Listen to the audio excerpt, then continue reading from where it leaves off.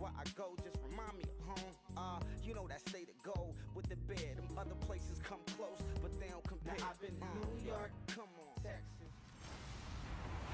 Hello, everyone. I'm Larry Ridley, and this is the NFL on EA Sports. It's the beginning of a new era for this young man in the pros. Rookie seasons can be notoriously tough for quarterbacks. We'll have to see how seamlessly he can make the jump from college to the next level. It's the Buccaneers going up against the Falcons. With that, let's get over to Atlanta as we welcome in our brand new broadcast pairing for 2016. I think you'll like them. It's Brandon Godden and Charles Davis. Okay, Larry, we certainly hope they do. We're looking forward to this year, and we begin it here in the final season opener at the Georgia Dome in Atlanta. Today, our new season begins with an NFC South matchup between the Tampa Bay Buccaneers and the Atlanta Falcons. And, partner, looking at the Bucs, they finished 6-10 last year. Meanwhile, the Falcons, they finished at 8-8, but, boy, they started hot. They just didn't finish very strong. It's hard to believe that.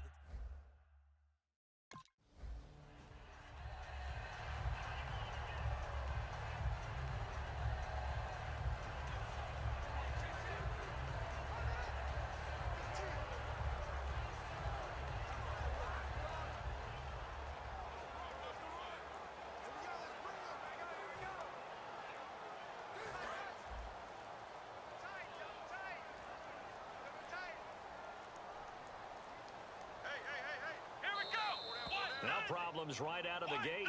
We're going to get a delay. Delay of game, offense.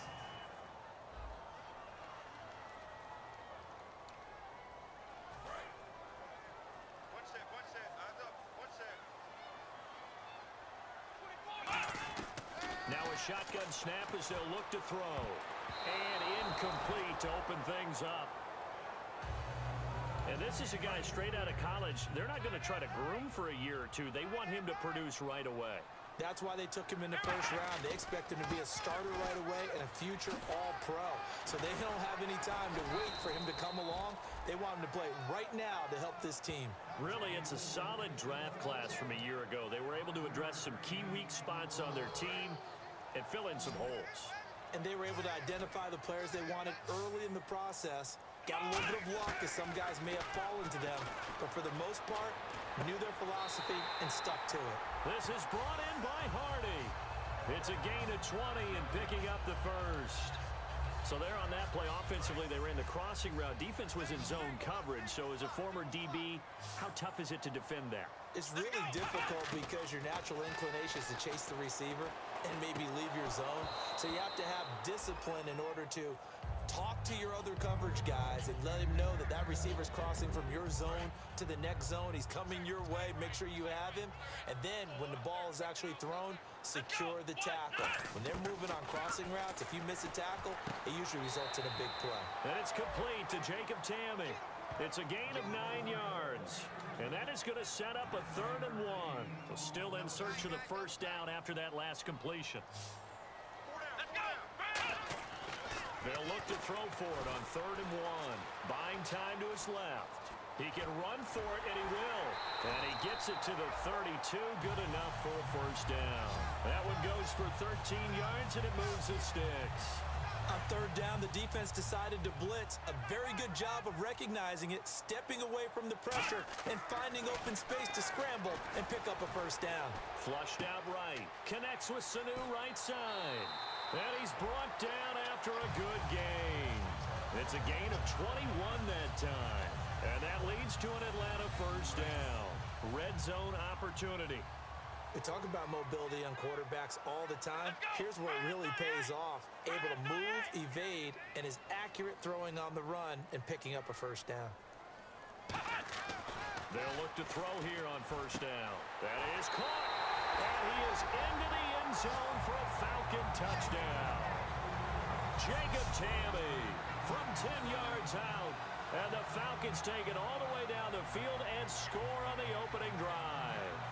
In the discussion of how would this offense respond in week 1, game 1 of the season, boom, they come out, get the football, score it. It's funny, didn't we ask them that question in our meeting?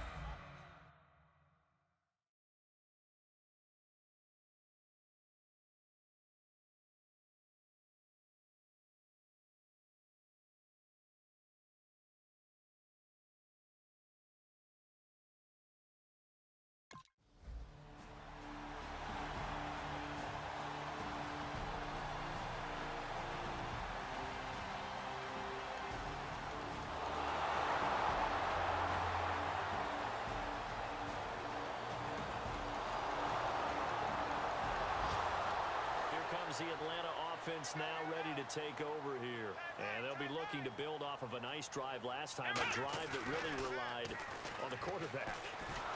And down he goes, a Buccaneer sack. Levante David in there to drop him with his first sack of 2016.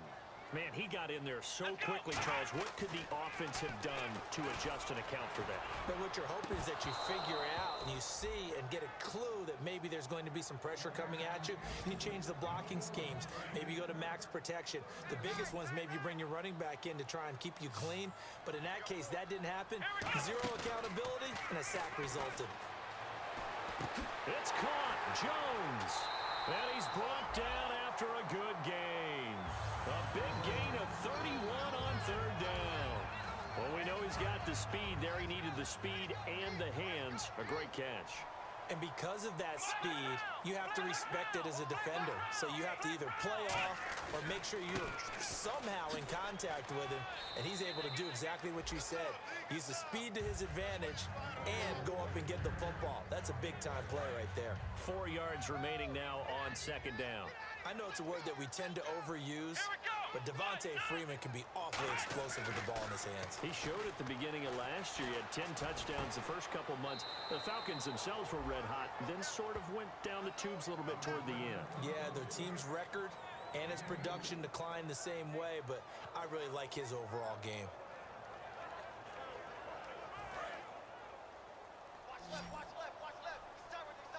Looks like a nickel set here defensively on 3rd and 2. Yeah, maybe expecting a throw. Back to throw. The left side completion to Jones. And he gets this one all the way down inside the 20-yard line. I don't care how many times we see it. I still get a kick out of watching quarterbacks and receivers do the pass tree in pregame warm-up.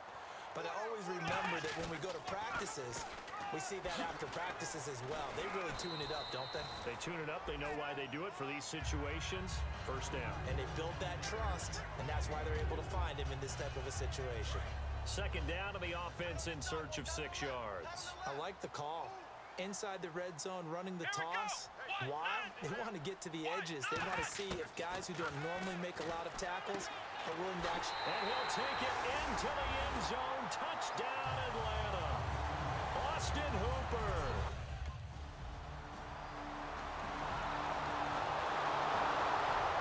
Now the Falcons offense, they get ready to head back out here. Good drive last time. Really effective passing the football. Do you maybe mix it up, now go to the ground game and surprise the defense a little bit? I would anticipate the defense making some changes, but I wouldn't necessarily just absolutely go in the opposite direction. They're doing so well throwing the ball. Yeah, why I wouldn't change it up until they showed me a reason to do so. He sets to fire deep. So the long attempt falls innocently to the ground, and it brings up third. Well, partner, I guess that answers the question about whether they're going to sit on it or not. It does. Now we'll see if they try that again. Yeah, I think what we find on plays like that, when you take that shot, if you're unsuccessful, then you go wait. He rifles one that's intercepted. Picked up by Alteron Werner. And they have...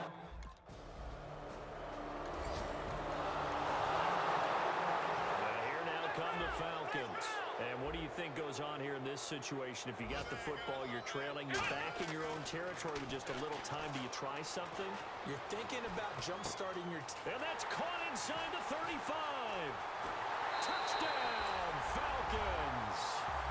Julio Jones, 75 yards.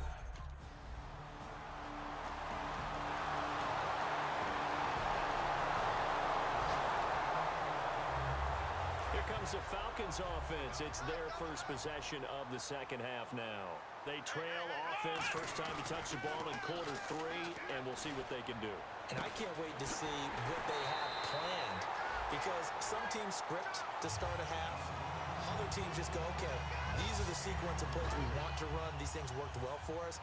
And sometimes they throw in that big chunk play right away. Shocker. Try and get after them early and try and create a big play to give themselves some momentum. See what they have up their sleeve. It's a pickup of 4, and it'll bring up second down.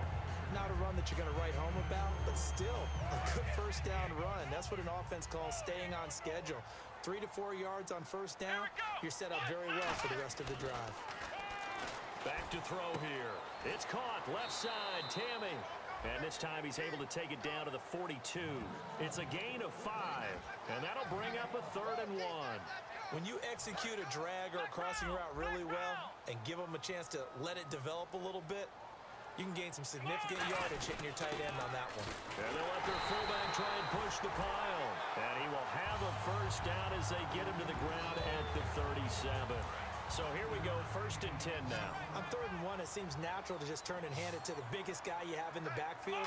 But usually, he's not the primary runner. So for the defense, they're often keying on the running back. Touchdown, Falcons! Julio Jones, already his 2nd.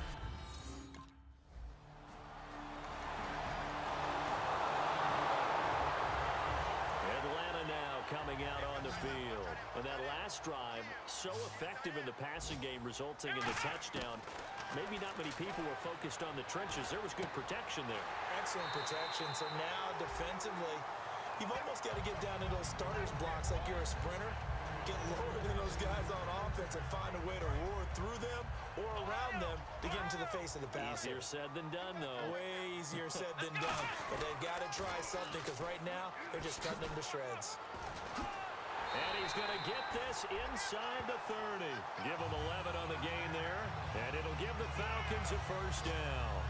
So they pick up the first down after the run, and now they approach for the fresh set. Whenever we meet with coaches and they always talk about wanting to establish running the football, it's oftentimes with a good tight end who can control the line of scrimmage and the point of attack, and they're becoming harder. And look at this. They get the turnover they needed. It's intercepted. Picked up by Brad McDougal. And a big turnover there as his guy.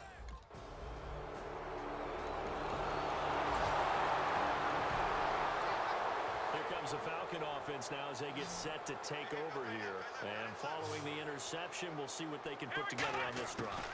I hear my old college coach right now. He always used to tell us before every game, the team making the fewest mistakes will win. What they're hoping is that last mistake is their only one of the game. Coaches, that's all they talk about, turnovers, right? Minimizing those and maximizing opportunities. And with that last play, he's now up over that 300-yard mark. And in today's NFL, it almost feels routine. And I hate that when you talk about a 300-yard passing game. To me, 300 yards still signifies excellence, and he's achieved that in this performance. It's always tough for the guys throwing the football when they think they've got a completion and the ball's almost there, and then someone sneaks a hand or two in and bats it away. Back to throw now on 2nd and 10. And a hit jarred it loose. It's incomplete. Looked like they had an opportunity for a big play across the middle, but he didn't have the concentration or the focus necessary and dropped it before he could haul it in. So here we go now. An extra defensive back in there on 3rd and 10. Again, he'll drop to throw. Complete over the middle to Hardy. Call it a gain of 3, and that'll bring up 4.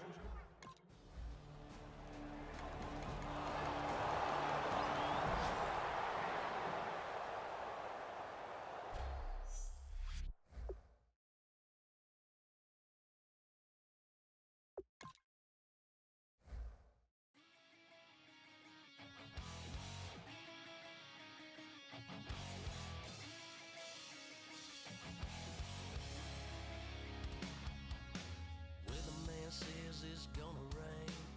Don't worry, girl, it won't change a thing. Yeah, we still got plans tonight. We're gonna kick it, that's a given, baby, right? Once you're ready, go ahead and select Advance Week to get to your next game.